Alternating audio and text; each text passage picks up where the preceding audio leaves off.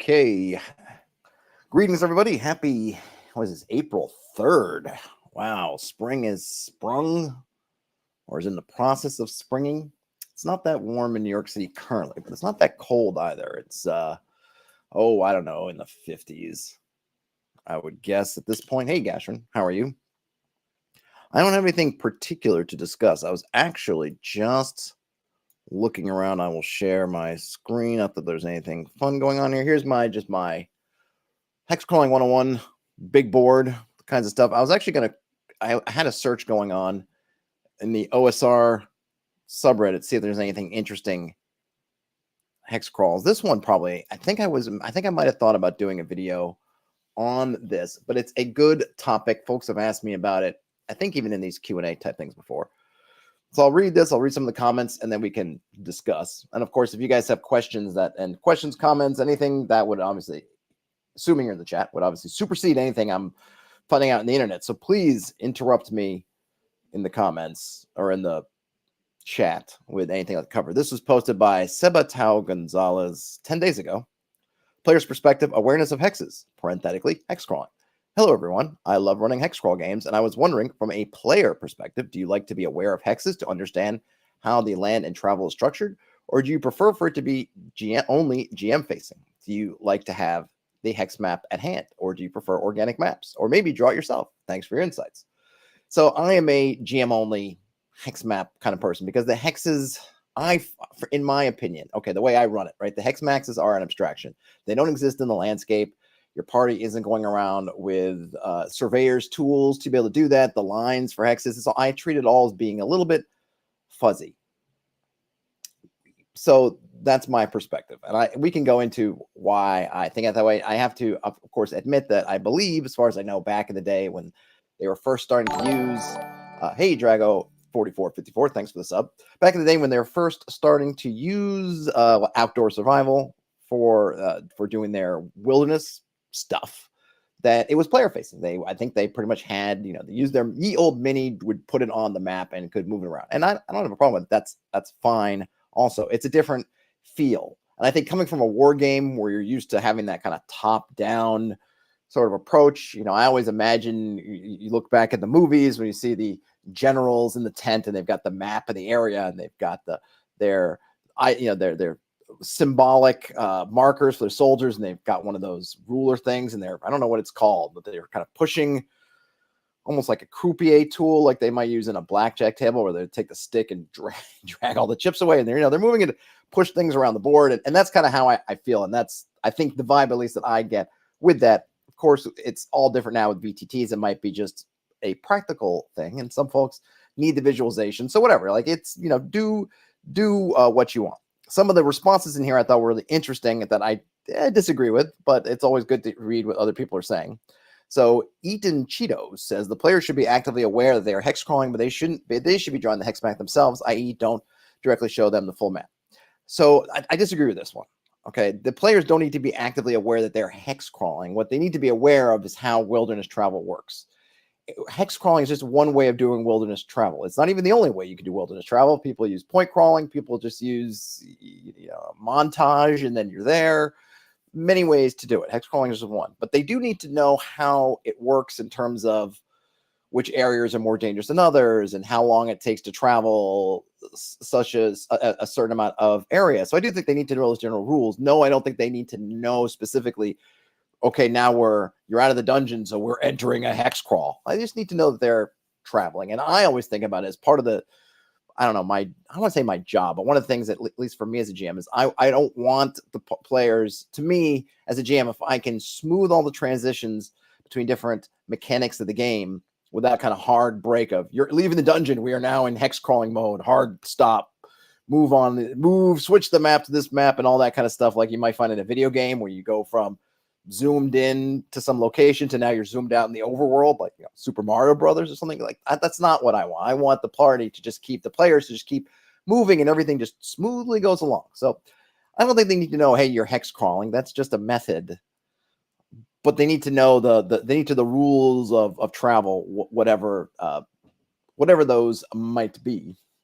Ian says, I think forwarding some, but probably not all the information on how these procedures work. Like Hexes lets players see things are happening for a reason instead of just GM fiat. Absolutely. Ryan Smith says, alert, you are now engaging in hexcrawl behaviors. Please be aware. Krister says, oh, you missed the start. No, Krister, you pretty much are here. You didn't miss much. I know. I do agree they need to know what's what, right? Like I tell the players, hey, these terrains are safe.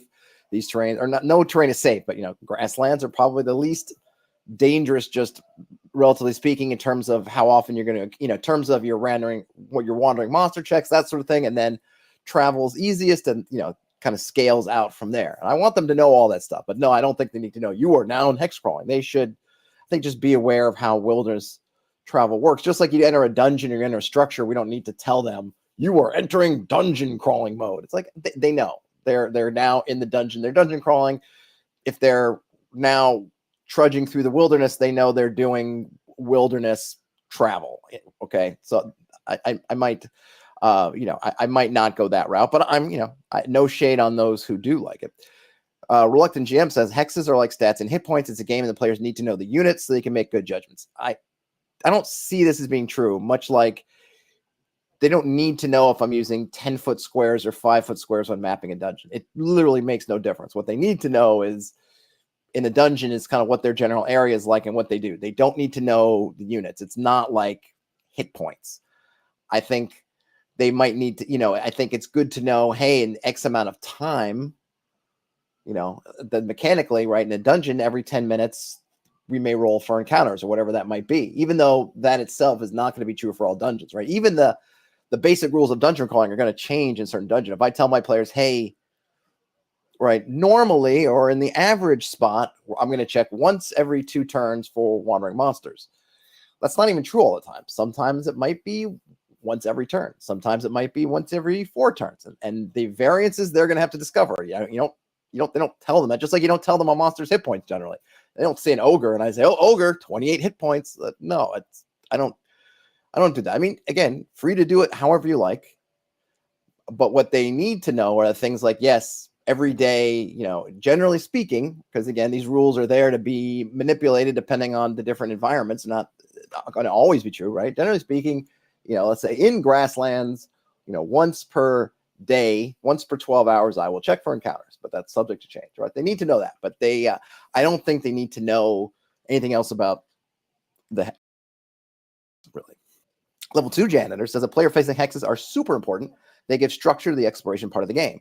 When I set a hex map in front of the players, I can say, which way do you want to go, and get an answer. That's way harder without that kind of obvious structure the players can understand and see. I don't think that's true either. I think, sure, having a map, this is where it's the hex map versus a map.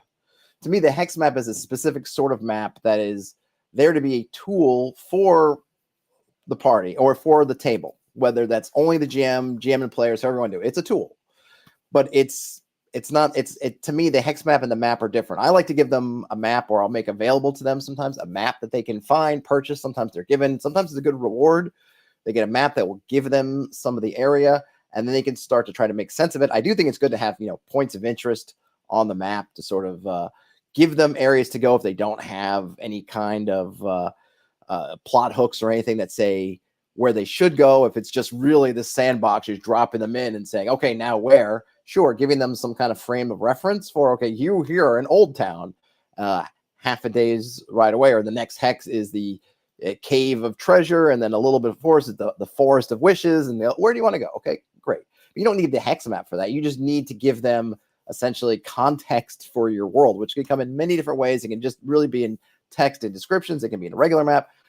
It doesn't have to be in a hex map. And I myself wouldn't give them one, because I feel like it gives them a fall. And the other thing I don't like about having the hex maps being player facing, which is just for me, again, play however you want, is that it gives them what I would say a false sense of certainty as to how far things are away from each other.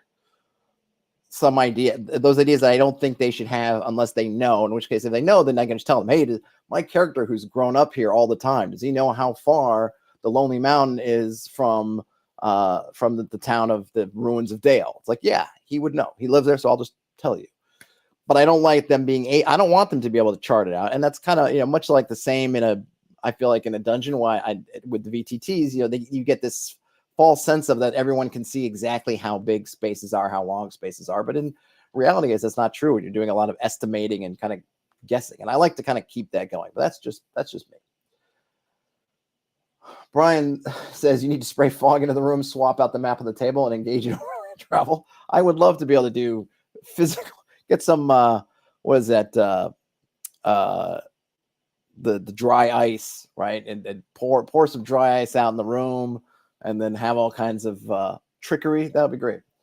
Bryce with also says, I would enjoy a little more pomp and circumstance involving gongs and loud proclamations. I hear you. I'm all for proclamations. I wish I had a gong. And I wish I didn't live in an apartment where if I happened to bang a gong, half the building would hear me. But yeah, that other than that would be good. Ian says, funny talking about telling these modes to the players. I've been thinking a lot about just doing just that and having the players declare actions for 10-minute, 4-hour, one-day turns, just like combat turns.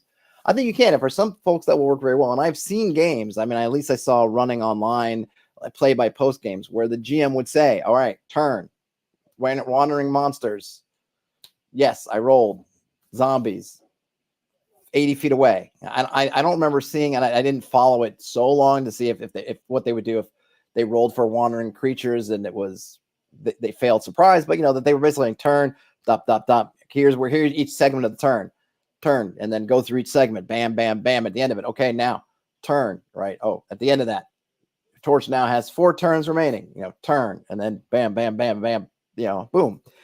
It's just really about the feel that you want to give to the game. And same thing, happens with these. So a level 2 janitor, wants to give this players a very visual reference. They can see where they're going, but with the hexes. And then, of course, there's the wrinkle of what happens to get lost.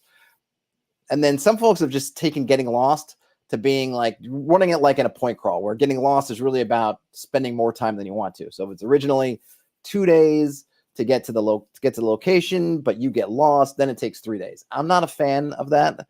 One, I've had too many times where the party getting lost has actually led to other fun events, led to them running into other things, led to us coming up with stuff that I think just getting lost as just a negative modifier on your travel time, it's just boring. That's not interesting.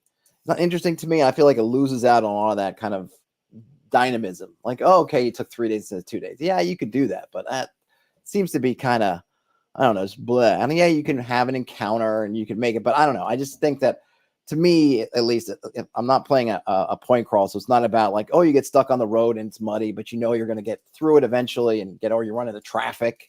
Okay, fine. But you're hexcrawling, to me, that to me is not a fun way of getting lost. And it doesn't really take any, it doesn't become a player skill kind of thing. It doesn't take any interesting decisions to figure out what you're going to do, or really, playing with your resources or anything like that. So I wouldn't go that route, but folks have done that. And of course, there's other methods like pulling their thing off the map, or moving their piece, or they think they're going in one direction, but they're going in another, and then until they make a check. There's a lot of ways to do it, though that to me becomes a little bit more complicated and maybe even prone to some kind of errors, but that's a different thing. I'd love to see how they did it back in the day. Maybe they didn't even really do getting lost, or they just, and when they were getting lost, they just kind of, because the other thing is you could just present them as, yeah, you're getting lost. And then you just rely on them as players to say, well, you can't change your direction because you don't know you're lost. You have to figure out, you as a player, even though I think that the thing that becomes, and I've done this before, so it's not necessarily a bad thing, but you have to say, okay, you as a player, you players, I'm moving your piece over here. So players know that you're lost. Your characters don't know. So your next step is, how do you as a player get your character to do something so that they can realize that they're lost? And then once they realize they're lost, then you can change direction. Until then, you're marching straight here until you obviously get to something obvious that's going to tell you you're going way the wrong way. Ian said the maps need inaccuracies and embellishments. Yeah, that's why I like fictional maps, because then you can have all kinds of fun with them. And when I've given my players, fictional maps, I make sure to tell them, hey, the scale in there, it's not right, incomplete, or it's not really important. So you can't, you can kind of try to eyeball it and say, oh, the relatively speaking, this seems like it's near the other. And of course, you'll get a feel for it as you get out there and explore, but don't count on it and try to, measure with some kind of any kind of accuracy exactly how far things are away from each other. Brian Smith said that playing Shadow Dark made him realize it is pretty fun to stay in a turn order for the group to get a rhythm, whether it's 6-second turns or 4-hour turns. Yeah, there's something to be said for that, especially if you have a group that has folks who have different amounts of, I don't know, energy or just putting themselves forward, right? If you have a bunch of alpha folks, or even if you have, mixture of folk, and I say alpha, those folks who like to just jump in front and start going. If you have an order, they'll get their share, but they're not always going to be first. And then other folks will be pushed to the front, which sometimes can help them. Sometimes folks who want to engage, but then don't because the alpha person jumps in front of them all the time. Now, potentially, they'll be, you have some kind of random sort of initiative. They'll be in a spot where they can go like, okay, you're up first now. And then it's kind of, all right, you're going to get to choose this course or, do whatever we do, or at least make a decision. And you're not going to get just in a spot by the time you get to talk, all the decisions and everything have been made. And you're just kind of like, well, I go with them. Like you'll get a chance. You'll get a chance to, I don't know if shine's the right word, but you had a chance to be first person up to bat. Krister says they never tried giving players a partial dungeon map. That would be interesting. I think that the partial dungeon maps can be fun, kind of like a treasure map where that's something you get that leads you, just like getting a random or a partial map of the wilderness that shows, X marks the spot. I think getting a partial dungeon map can be fun, especially if that dungeon map ends up being wrong in some fundamental or not so fundamental ways. Ian says you gotta make sure to tear it in half and burn one of the corners. Yeah, I saw some videos where I think I might even one of my streams somebody talked about them using coffee and doing things to age and then crinkle up and sort of partially destroy their maps to give it a real ancient map fragment kind of feel. You can have a lot of fun with that stuff. I'd love to get craftier in that sense, or more into the craft side of things, but I haven't yet. And of course, working with games that are all remote, or game that's all remote, doesn't really give the opportunity. I mean, I still could and scan it and do things that still could be fun. I mean, even though I have access to tools and things that do make those kinds of things, like in Photoshop, I haven't done it yet. I probably should, but I do like that craft stuff. I haven't really gotten into doing it myself. Brian Smith says getting lost because you failed a nav check seems like the saving throw mentality, which is one way to do it.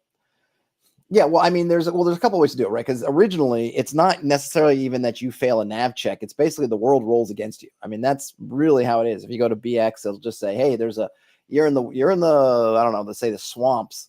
There's a 3 in 6 chance you're going to get turned around. It has nothing to do with your skill level. Doesn't even take into account how high level you are. You could be 10th level, you could be 1st level. It's a 50% chance the world is just going to mess with you, and that's about it, right? Of course, you can mitigate that through things that you do. If you've got, landmarks that you can cite and hold on to, all those things. Some of the things we read when we read that survival book, that bushcraft book, all those things you can do, I would say would help mitigate it. But it's not even classically, it's not even a nav check. It's really just, it's the world against you. And sometimes it's going to win, sometimes it's going to lose. And, other than whatever factors you as a GM decide to allow to mitigate it, that's pretty much it.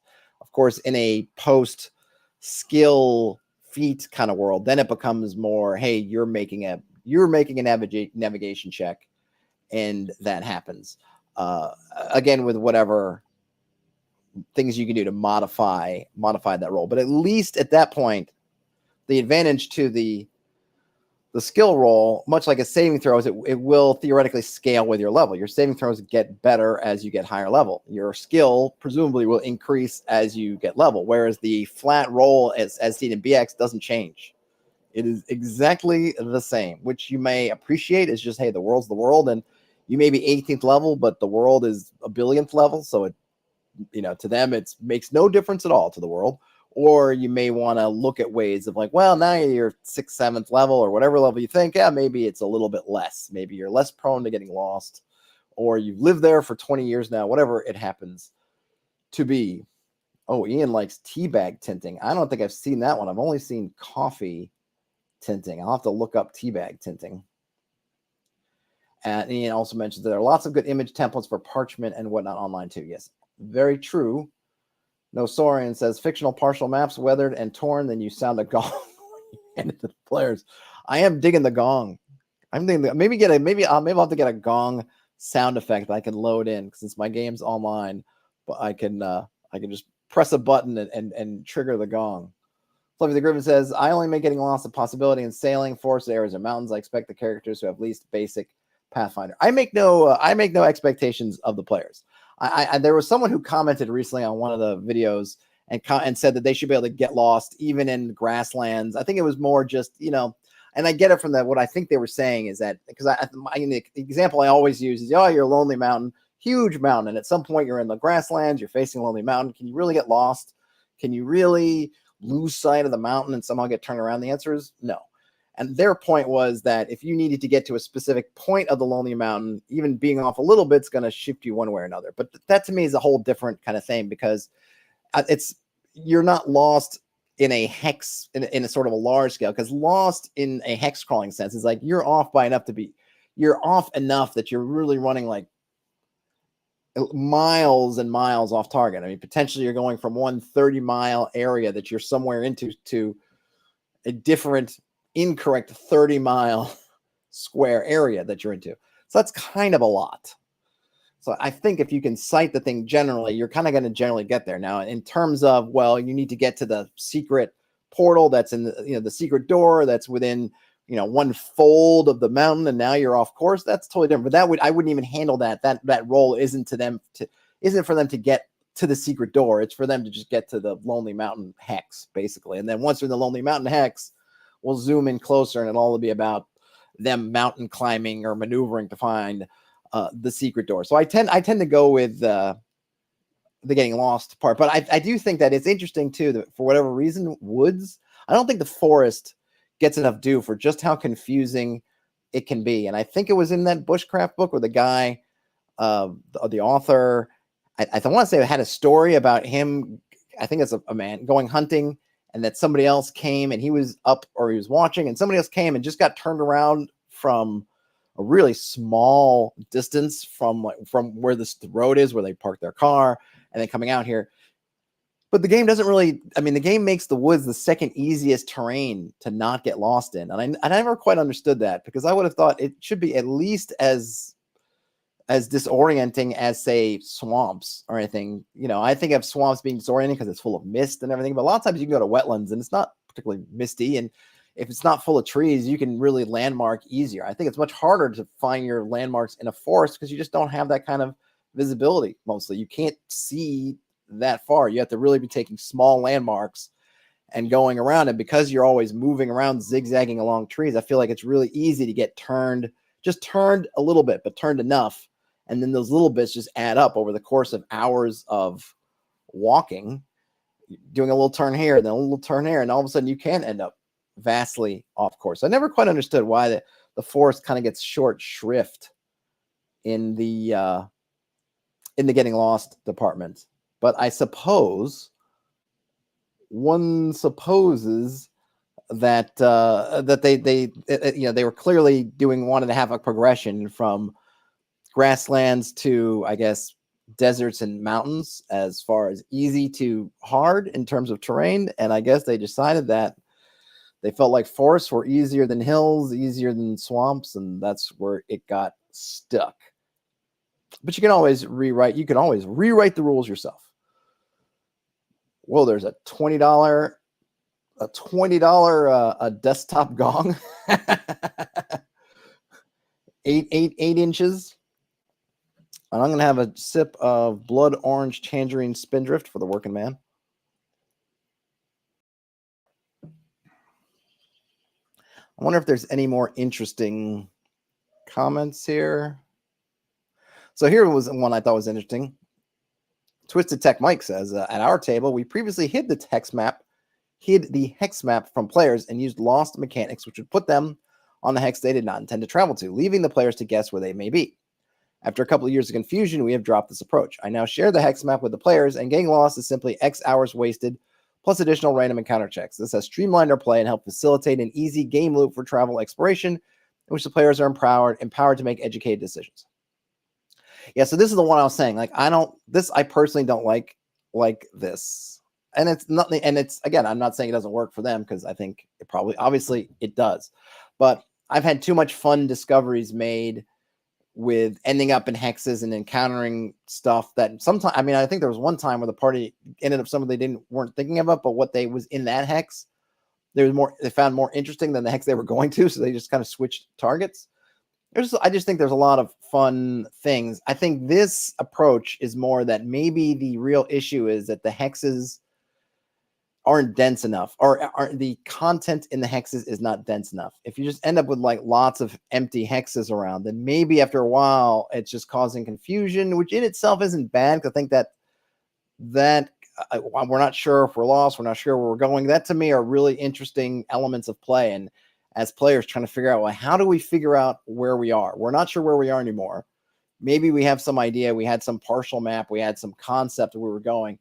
We don't know where we are now, so what do we do? I mean, this leads to things like in The Hobbit, Bilbo climbing up the tallest tree, or climbing up one of the trees to poke his head through the canopy of Mirkwood to see where they are. That leads to all kinds of interesting things, and I don't want to give that up. Now, if let's say the players, I don't know, after years of confusion, I'm not sure what that is, but maybe if it was hard to manage as a GM, as a party, it became a frustrating confusion bit. I'm not sure. But yeah, I don't know. I don't want to give that up. So Twisted, so that one of the comments to this says the response to this says, doesn't sound like they are lost to me. Then sounds like they are sidetracked, which is fine. That's what the table wants. But I'd prefer if they could get well and truly lost with a possibility of dying if they don't strategize their way back. And then he answers, that was the original intent, but it became an issue of players guessing rather than being able to strategize. Granted, it was most likely my fault for not providing clues, which led to our current setup. I see. So, well, I mean, see, I don't. Maybe I'm missing something, because the guessing rather than strategizing, there's always an element of guessing, right? You strategize to come up with something, but we don't know whether the thing is going to work. So there is a little bit of guesswork, which to me isn't bad. So I'm not sure where that comes in, or is it that you end up in a spot where you're lost and like you can't see your trail backwards. Like, I don't even know the way back. We're literally lost. We're just spinning around and we don't know where to go, and we're in the middle of woods where everything looks the same. You can get into kind of an analysis paralysis point where at this point it's like, I don't know what to do. I think maybe that's when I might. So if this happened in my game, if this hasn't happened to me yet, but if it happened in my game, I think what I would do is probably take a timeout with the players. Okay, listen. Timeout. Okay. And I would try to like walk them through. Okay, think of where you are. Where are you? Okay, we're in some woods. Okay, granted. And you're like, okay, and what's the problem? Well, we don't know which way to go. I mean, we literally don't know any way to go. We can go left, right, forward, backward. Like, we don't know. And I'm like, okay, so, and I might say to them, okay, in real life, or what you know from watching any survival shows, if you watch them or whatever, like what would you do? And then sometimes that can help kind of walk them through. It's like, oh, well, maybe someone goes, well, in The Hobbit, Bilbo climbed a tall tree and was able to, assuming they're saying woods, and got to scope something out. Great. So maybe you could absolutely do that. Or maybe you're in hills and someone says, well, we've been walking in the valleys of these hills because it's been easier walking, but now we're all totally turned around. But maybe we could climb to the top of one of these hills so we can hopefully get a vantage point over the terrain. Great. Do that. I kind of think there's probably things that they could think of doing, but sometimes you might need to prompt them as, as players, right? Not necessarily as characters, but I also think that there's that density of content. If you're at all kinds of empty woods, that's going to be difficult. If we were using, what were you looking at last week? Hold on a minute. What was the game we looked at last week? The module, blah, blah, blah, blah, blah, blah. Why am I spacing out? The Evils of Ilmire. Yeah, boy. If we were looking at the Evils of Ilmire, then we wouldn't be in a case of this is just empty woods. There'd be stuff here. And that stuff might be not what we're looking for, but that stuff might mean, A, there's something we can go check it out. So we're not just spinning our wheels doing nothing. B, maybe there's someone or something that lives in this stuff that can help us. C, maybe this stuff is connected to the stuff we're looking for. So sure, we don't know how to get here, but if we get over to this spot, maybe there's a pathway from that spot to where we want to go, etc. So I think that density of content is a help. And we've looked at these maps. I've gone over these maps where there's just like just acres and acres. I was gonna say eons, acres of just nothingness. At least apparent nothingness. That you're just in plains and plains and plains. Nothing to see but plains. Nothing to see but plains. Okay, well, yeah, that's gonna make it tough. But if you're in that the grasslands and that evils of Ilmire, then it's like you see a large mound over there, which is where the mantis men are, and then over here you see this thing, and over here you see this other thing, and over near you is this thing, and the players may be like, but none of this is what we wanted. Fair enough, but all this stuff is here.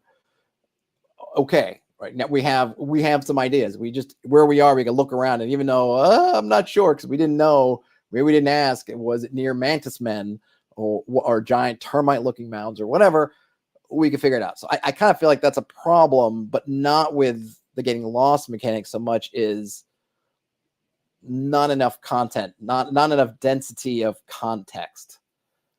Maybe that's where. Okay, here, let's see. Hold on. We got some comments back here. Let me catch back up. It says a couple of years of confusion. Good Lord. Yeah. Hey, look, people are playing. No, Sorian says, I agree on that. I remember we once got lost in the forest we knew quite well just because we were late and night fell. Took about an hour to get back on track. Yeah, I mean, it should. I think it can and should happen, but I think the mechanics of how we do it, and again, kind of what the context is. If it's really just empty forest and there's just nothing about it, that's probably a different problem in some ways than even if just you as a GM understanding what's around. Like go back to Mirkwood, there's the elf parts of Mirkwood, which are kind of still under control. There's also the spider parts of Mirkwood. And even though you may not know where you are, when you start seeing lots of spider webs and things like that, and it's getting creepier and creepier, you may not know where you are. You may be lost, but you're like, oh, okay, you get it. You have some context. But it was just like, yeah, these are woods. Well, what's around us? Trees. Anything particular about these trees? Nope. Regular old trees. Are they deciduous? Are they pine trees? No, yeah, they're mixed. When that's all you have for miles and miles and miles of woods, granted, that's kind of like real life. I mean, that's the thing. In real life, you go to the Pacific Northwest. Yeah, you're just miles and miles and miles of trees, but that's a different kind of problem, right? In the game, we're not necessarily trying to recreate that issue. So heightened reality, not just reality, heightened reality. We're going to kind of put some more stuff. Hey, there's a plane crash over there. There's a drug runner's hut over there. There's an old cabin where hunters were over there. There's a logging truck road over there, right? We're going to just make it a little bit more stuff, even though, yes, in the real world, you end up these places that are just big, empty. We're going to make it a little bit more packed in. Now, if you really want to get into wide open spaces, this is probably when adjust your hexes to suit, right? So if you want to have your wilderness being just super wide and that's part of your thing is just a lack of density, then just make 32-mile hexes. And then, do that. And then everything else will kind of roll to suit, right? Right. Maybe. Fluff the Griffin says, hexcrawling generally involves noting landmarks that's fun to navigate where you can't see landmarks or on constantly a moving vessel. It ups the difficulty by a lot. Yes. I think in reality, yes. I think that often kind of doesn't get talked about in games, probably because we don't emphasize it, right? We just say like make a navigation roll type thing, as opposed to prompting our players to pick a landmark or giving them a landmark. Oh, you can cite this landmark. It's a little bit off course or whatever, whatever. Okay, we move towards that landmark. We kind of just sort of hand wave that away, which is fine, but it does mean that we're a little bit disconnected from what that process looks like.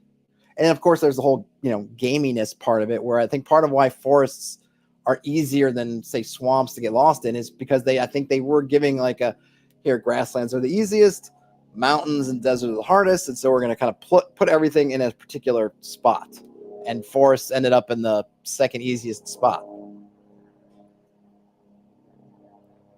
But almost says they're a little confused. Is a hex crawl part of a quest game, or are they two distinctive styles of play? I use them both in their games, but the hex crawl is watered down for pace of play. I don't think there's any reason why you can't have them both. It really depends. I mean, it depends on you as the GM. Do you want to engage with exploration? If the quest is find the lost city of Z, I would think that hex crawling, you'd want to be a big part of it because you need to find the lost city of Z. But you could also run it like, so the one way to run it is like an expedition You're gearing up. You get as close as you can to where you think the Lost City of Z is supposed to be. And this is a real place, Lost City of Z. And there's actually a movie, pretty good movie with, I forget who's the guy's name in it. And it's okay. But, you know that, okay, the Lost City of Z is supposed to be in the Amazon jungle somewhere. And you've heard stories, so you can get to some location. And that location's on the edge of the vast expanse of the jungle. And the story, I think, takes place at the end of the 19th century. So it's, a lot of this jungle is not particularly well mapped out. And then it's like, okay, now we get to this point. Now we got our expedition together. We try to get some guides. And now we're trying to use our best ideas of where we think the Lost City of Z might be, what we know about its mythology. And we're going to try to go off in the jungle and find it. And that, to me, is classic hex crawling.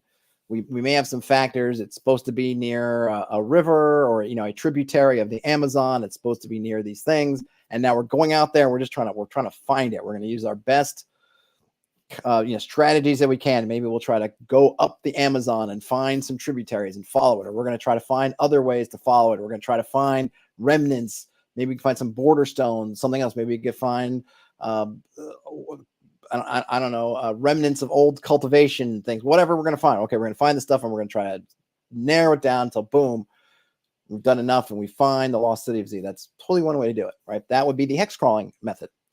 Another method would be something that's more like Indiana Jones, where you're sort of montaging, maybe point crawling. Oh, you're going here, you're going here, you're going here. And then, you put the pieces together and you say, aha, it's 22 miles west of whatever. And then you just kind of, you do that. And the roads end up being fairly well provided.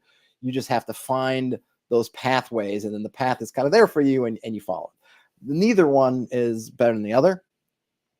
That would be kind of more of a point crawl type method. It's just a matter of what you like, what your players like, whatever works. It is all good. Flip of the Griffin says, I also prefer the walking in circles trope for getting lost over you have traveled 200 miles in the wrong direction. I don't think that really happens. You're going to notice long before that. I would say 200 miles is probably a lot. I would say, yeah, you're probably going to know. I think, though, that it's so yes, I think you're going to know, but I don't think I think that's kind of a little bit of a false example, because I don't think anyone's saying that with the rules as written, you're going to end up being lost for 200 miles of walking. But I will say is you can end up in different hexes that have different things in them, different encounters, different dangers, different hazards, all kinds of different things. So you may end up going a way you don't intend to, which in turn leads you to see and experience things you don't intend to, for good and for ill. And I enjoy that possibility, even if at the end of it, maybe you end up hitting, figuring out your direction or getting back, as opposed to just, okay, well, we've rolled some dice, so now it took you a little bit longer, mark off another ration, and we'll do another wandering creature check. That just, to me, just doesn't seem as fun. But you do what works for you. I don't really I don't have anything negative to say about one way or the other. But yeah, I would totally say, if you're as a GM and it's like your party is just lost and there's marching all the way to the wrong coast, then yes, they are going to figure out, because like I mentioned in the other videos about getting lost, if you're trying to go to the ocean, and let's say you're on the, you're let's say, like, okay, I'm in New York City, but let's say you put me up some miles up in the I don't know, upstate a bit, okay, and I don't know much, but I vaguely know which way the ocean is. I also know I should be going downhill away from the mountains or out of the mountains.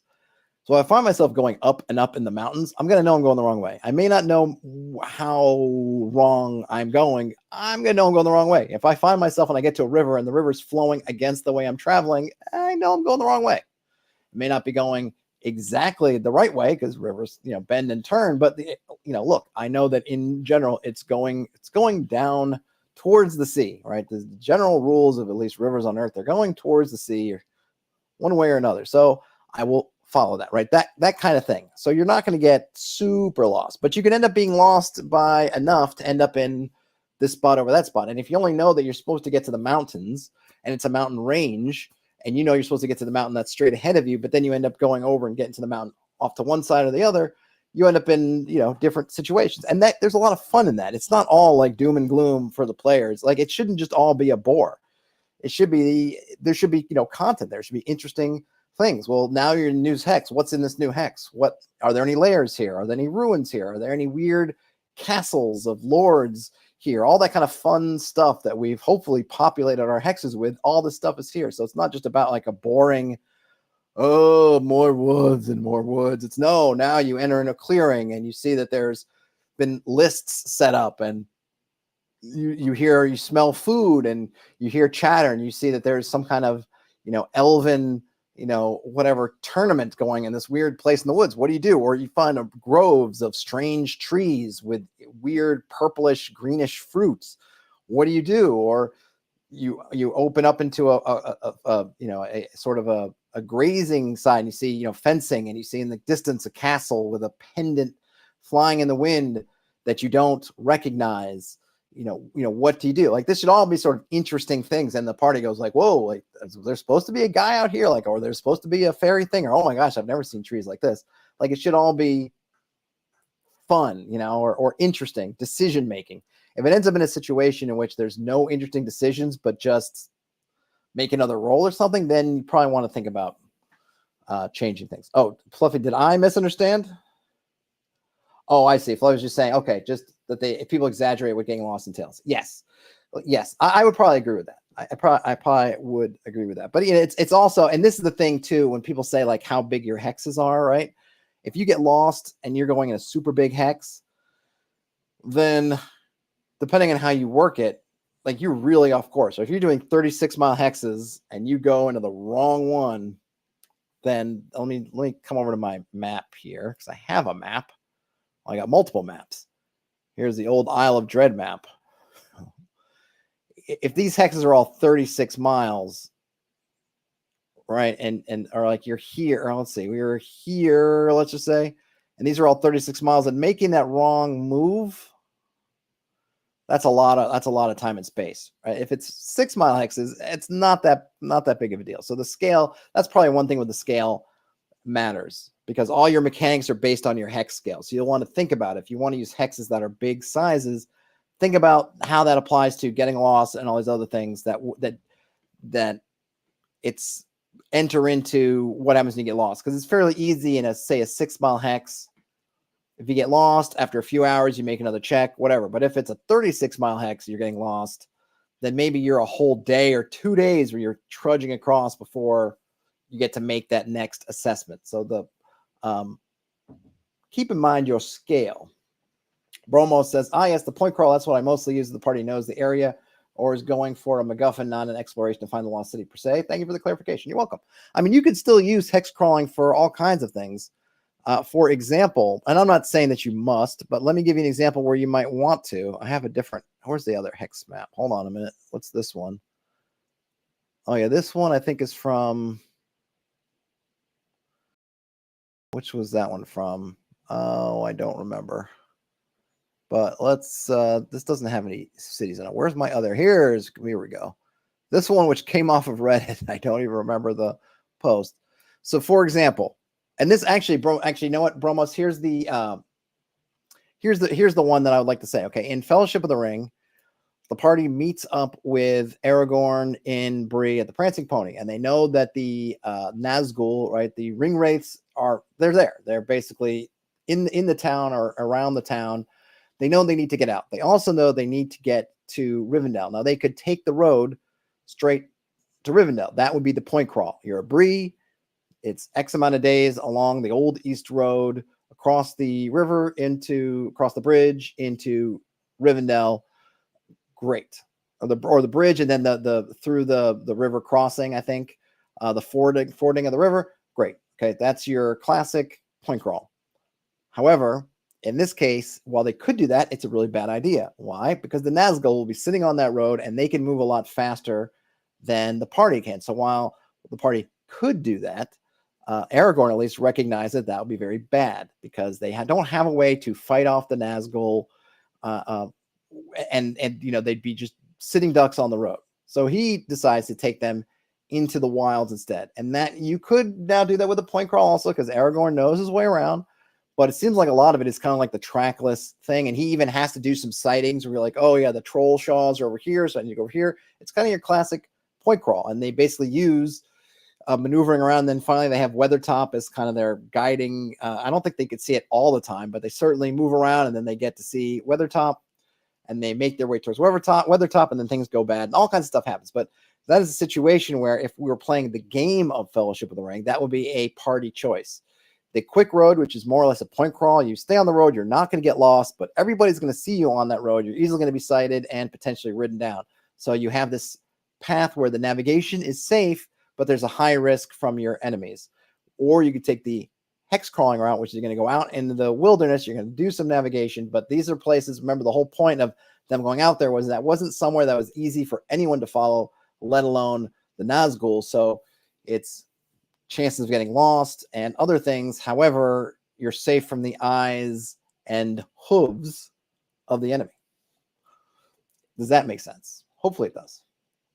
Fluffy says, and at sea, I could totally see getting blown 100 miles off course. So even then, yeah. Yes, I mean, sea brings up other things. I thought that one of the things I would do if I was doing a sea campaign or moving from land to sea is I would actually have like different size hexes at sea. I might go with a 36-mile hex or something else at sea, and then only go back to smaller hexes when you're sort of in shallow waters near land.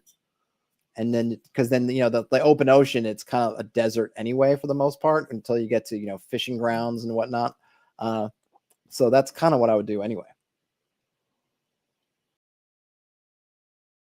Bromos likes my example. Great. And it's something, Bromos, as a GM, you can present both those options to your players. If they're not aware of them, there's another case where if they're not aware of these different ways of travel they can do, you can let them in on it. Okay, hey, stop the game, right? They're getting ready to leave Bree, and the party's talking about, well, what should we do? Say, okay, listen, let me just tell you, you have really two main things you can do. Go this way, this is how it'll work, but there are dangers. And then you go this other way, which this is how this will work, and there are dangers. So, we're kind of giving these two parallel ways of wandering the wilderness. Especially if I was playing with players who maybe knew, or even if they weren't new, I would just like give them a recap. Okay, here are your kind of your things. I hear you guys talking about taking the road, and I hear some of you want to try to lose them in the swamps.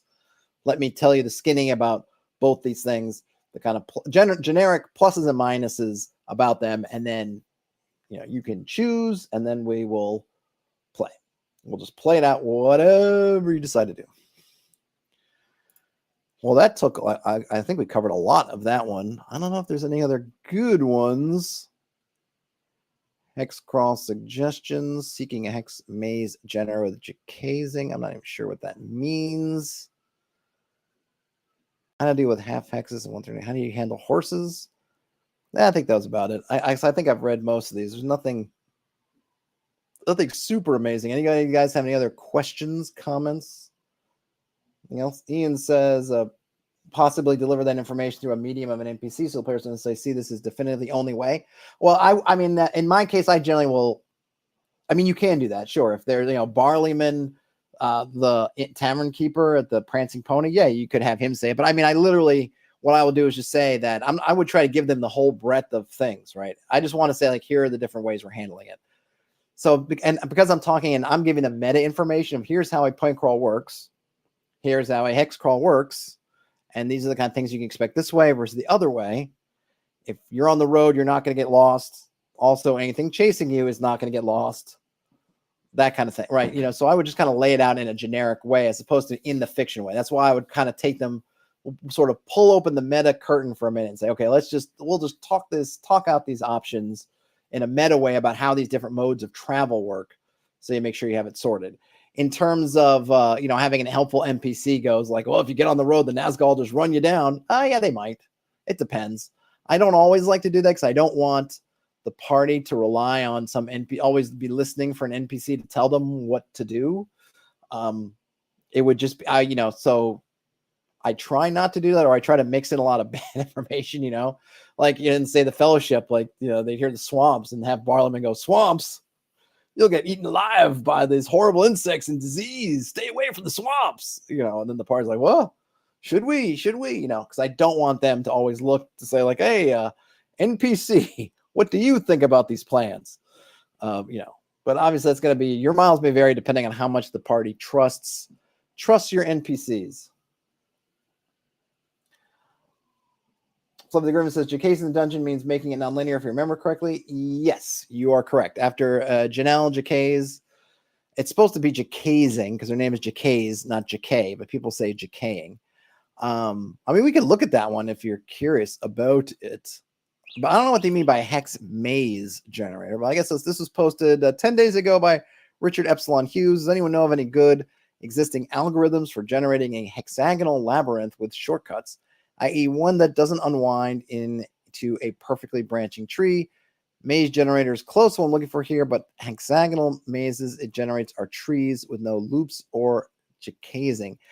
I don't know what they mean by, I don't know if they understand what jacasing means, because a lot of what jacasing is about, I mean, it's not one particular thing, but it's having multiple entrances and exits. It's about having sort of verticality to it. If you recall, like in Caverns of Thracia, there are portions where, you know, you're in an area on level 1 that has a chasm with a bridge, and then by that same chasm also, if you were to fall down, might lead you past level 2 and level 3. There's a lot of verticality and elements that interact. It's like really embracing the 3-dimensionality of a structure and not having it just be linear in the sense of, oh, it's got a door and another door, like exit, you know, entrance and exit, like having multiple ways in. They might be unconventional, like maybe there's a little tunnel that leads from here down to here. Maybe there's an underground river that does this. Maybe there's a chasm that gives like, and really embracing all these different things that her designs in those old Judges Guild adventures was kind of became famous for. That was sort of the trademark of her designs. But in this way, I'm not sure in this instance, because I think of a maze, maybe they're looking for real 3-dimensionality, and they really just mean jacasing in that sense. I don't know. It feels like I'm not sure that they do, but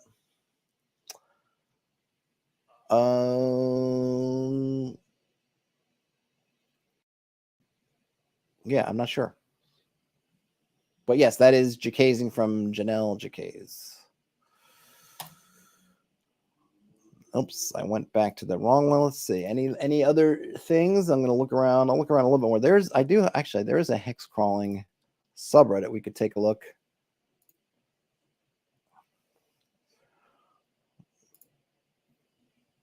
Anything interesting? Unfortunately, the Hexcrawl subreddit doesn't get a lot of action. Fluffy says, just get the Halls of Ardenvool. Yeah, sure. I mean, look at this. This 18 days ago, I put that in there, and it's still number 4 on the new list. South Marches 2 update for their Hexcrawling campaign. Oh, right. I think, was this the one they're doing it solo? Yeah, this one, I guess they're filling it out as they go. I think I remember reading, and maybe I read this one. This to me is just such a huge amount of space. But maybe they're filling it out as they go. So they have this overworld, and it's really just blank. I think they are filling it out because obviously they haven't even filled out the basic terrain. I'm guessing this is, see, this looks like, is that grasslands? I think maybe that's grasslands. I'm not sure what the 3 dots are. I like the dead tree. I'm not sure. I like the he has a nice little artistic style, but I think you remember him saying there were two cities here basically on either side, and that they could go from one or the other. It seems cool, but man, it's a lot of, let me see the comments. Whoops. This campaign takes place in a setting created during their last couple of years, mostly by procedural hexcrawling. I'm using a mashup of different systems, mostly in the Heart of the Unknown for hexcrawling, plus Ironsworn, Maze Rats, Journey, Scarlet Heroes. So I think maybe this is a solo. I think it is a solo game. I think I was right. That is a solo game. Okay, so here he's kind of zoomed in. Fluffy says, I think a lot of people don't do hex crawls because they don't know how to make them interesting. Also, a lot of D&D games people run have a heavy plot. Yeah, I mean, I think that's true. I think they end up, because I think that you end up, and I've talked about this before, but you just end up with a lot of space and not a lot to put it in. And so you end up in these situations where everything feels samey and everything feels just like a drag. And I think the other thing I know that some people happen, or at least I remember people talking to people about it a while ago, and I'm assuming that there are people out there who are still doing this, who will feel like, oh, I got to have one encounter every day, or, oh, this is going to take up my whole session. So they start giving it a certain amount of time, which means they're padding things out.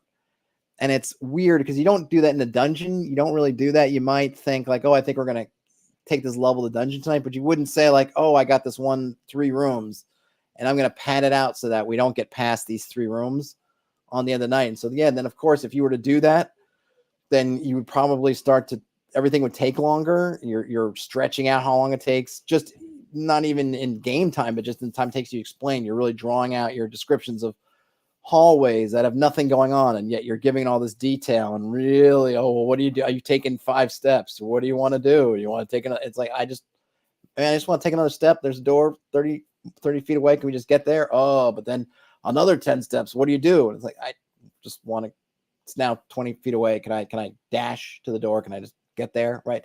That kind of thing. And so when you take the sparseness of content and then you're trying to stretch it out, and then I think people, there's still I don't want to say confusion, but the way people think about wandering monsters and just kind of random encounters that have no meaning and take away time from the plots and such, it adds up to people not wanting to do. And I also think is people don't feel like there's exciting stuff there. People feel like the excitement is all about the destination. We're going to get to this place, and that place is where the exciting things is. So all this stuff to get there is just boring. Let's just get to the place. But I think you could bring some of that excitement and intrigue and specialness to parts of the wild, but it can take more effort to do than I think people want to do. Maybe. No, Sorian says, looks very interesting as a player to see that and start imagining how it will get filled. Yeah, I would totally see having something like this that your party could fill out. He's doing it as a solo play, I think. I think. But look at that's oh boy. See, I wouldn't want to give. I say as a GM, just to go back to my original point. I think this is what GMs kind of start out with. Like, okay, I got this massive area, and then they start filling everything. Fill, and it seems easy when you're kind of filling in this stuff, maybe, but you end up with huge swaths of area. Oh, this whole thing is desert. It's huge woodlands. There's a massive mountain range. And then you feel like you got to detail all that stuff out. You just run creatively out of juice. Whereas if you as the GM started off and you're just like, yeah, I'm just going to start with this. I'm going to start here. Then, gosh, doesn't that feel more manageable? And then you get a real density into your stuff here because you're not trying to space spread around across this massive size. And, but there's discipline, right? Because this person's good. They've got this. They're not gonna pre-fill it out. They're just using it as this kind of basically a background. They're going to go from there. But that's hard for people. I feel you. That's where you get stuff like Chicago Wiz and other folks who are mandating starting with a really small area, because that way you don't feel that pressure to fill up what is not there, right? If it's visible to you, you might feel like you got to fill it up. But if you don't even see it, if it's not even created yet, then you'll feel more free to just let it be whatever it is. Floyd the Griffin says, isn't that how Greyhawk came about? I don't know. That's a good question. I don't recall the origins of Greyhawk. Certainly the dungeon happened only a few levels at a time. You didn't build out, 70 levels at once. It was all a few levels and a few more levels and a few more levels, etc. Frederick says, your case in the dungeon is making multiple entrances, exits, and level connections. Pretty much. I do think that kind of a 3-dimensionality is sort of part of that mix for Jacazing, but yeah, that's pretty much it. All right, we're at the hour. Any last things before I call this a stream? Oh, Fluffy likes the slug bison. Yes. And you got spiked rhinos over here. And more slugs over here. But these slugs, I guess, are not the same as the slug bisons. But see here, there's a nice kind of density here, right? You got somewhat. I mean, there's some just empty spots. Yeah, nomads. They have scorpion people. So we saw mantis men. Now you have scorpion people. You have a tiger fort over here. We don't know what that means. Ape folk here. So there's a lot of things going on here, and that's kind of what I would like in terms of getting lost. If you're starting here and you're moving around, and let's say you're trying to get to Storm Hill, well, that would be kind of hard not to get to. But let's say maybe you're trying to get to Tiger Fort, and you mean to. Ideally, you're going to kind of go this way, end up going here or here, but you go, oh, whoa, spiked rhino. That's interesting. Maybe it's not what we want, but it's something interesting. Maybe we want to note it for later. Then maybe you run into the slug bison, or we end up in the woods and we follow the river. Oh, maybe the river. We heard that there's a river goes by Tiger Fort, so maybe follow the river. And then we end up at the ape folk. And then maybe we got to run from the ape folk, and then we end up at the nomads. Or we end up with the scorpion people. But then maybe the nomads say, oh, yeah, you go due west, you'll hit Tiger Fort, but you're going to have to figure out a way around the scorpion people. There's just all kinds of fun possibilities you could have.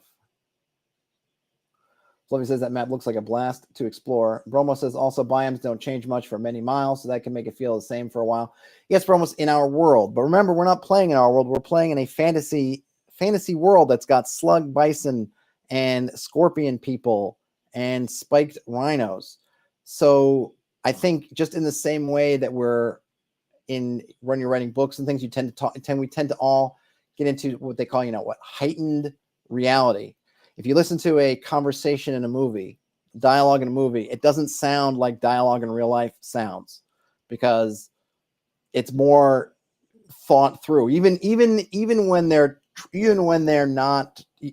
trying to be whatever the tone, it's not exactly like speech, because our speech is full of stops and starts and ums and uhs and whatever, where it's heightened, right? We're taking something that is close enough that we can kind of roll with it, and you know whatever your point of however far you can suspend your disbelief, however far that suspension of disbelief goes, you go in there. And the same thing with these terrains. It doesn't matter that in our world, whatever happens in our world, because we're not playing in our world. I'm not playing on Earth. This is not Earth. This ain't Earth. This ain't anywhere we're familiar with. So we don't have to follow Earth rules in terms of the plains going on forever, this much going on forever. We can have pockets, and of course they're always like smaller biomes and all kinds of stuff. Like, just have fun with it. I think this is a problem in that people get too caught up with trying to be like Earth-like, or it's got to follow Earth rules. It doesn't have to follow Earth rules. It's fine. It's all fine. Nothing terrible is going to happen if you have if you don't have it. Just each biome doesn't extend for thousands of miles. It'll be okay, right? We can deal with it, and no one's going to notice on the ground level. That's the other thing. And no one is going to notice when they're playing. If, my God, these forests aren't as ginormous as forests usually are. Oh, this desert wasn't as big as I thought it would be. Like, no one's going to notice. So don't worry about it. I mean, if you want to, go for it. But we don't need to imprint that on everybody in terms of how it should be, because it doesn't have to be that way. We're playing in worlds that were shaped by gods. They're the carcasses of giants. They're suspended on top of turtles, walking on the phlogiston. We don't need to worry about that kind of stuff here. Frederick says, how appropriate the video underneath is Finland's 100,000-year nuclear dome. Oh, that's good. No, Sorian says, spiky rhinos is a great idea. No player trying to befriend and ride that. That's true. Unless they figure they'll knock it out and then shave down some of their back spikes to put their saddle on. Don't think that some players wouldn't try it, because they most definitely would. All right, folks, I'm going to call this a stream. Thanks so much for no Sorian. One more thing says, even if you base on the real world things, there's still another element. So you may say, yeah, the biome wouldn't change, but this particular place was shaped by magic for several miles. Exactly. We've got all kinds of reasons why things won't work. I mean, go back and look at the Middle Earth map. It's not, it bears no resemblance to the real world, but it's okay because it was shaped by gods and twisted by Morgoth and later Sauron. It's all good. And nobody was reading Lord of the Rings and then throwing their book across the room because they looked at the map and said, this is not follow Earth norms. It's all fine. It'll be fine. Draw your maps, have some fun. If you give a thumbs up on your way out, that would be awesome. If you found yourself in here and you enjoy this, you're not subscribed, and you feel like subscribing, that would also be awesome. Game on, everybody. And I will talk to you later. Thanks, Fluffy. I'll see you around. Bye now.